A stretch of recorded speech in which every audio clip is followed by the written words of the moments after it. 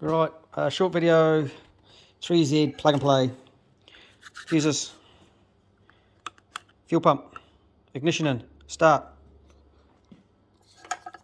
Plug that in. This is a manual setup. OBD2 plug. Plug those into the ECU. These fellas, this one here, needs to be earthed.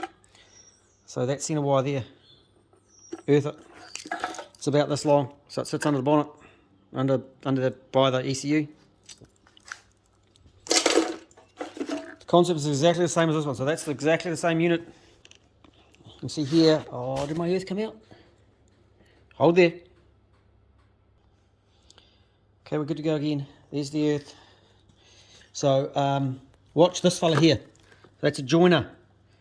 You see I've looped all mine. If you don't have the plug that plugs into, just cut all those terminals off, crimp them all together with the extra earth. It's supplied on the loom. There it is. Fuel pump. It's in a bucket. Ignition goes in.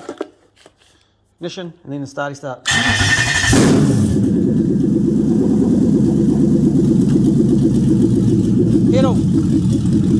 Pedal plugs in.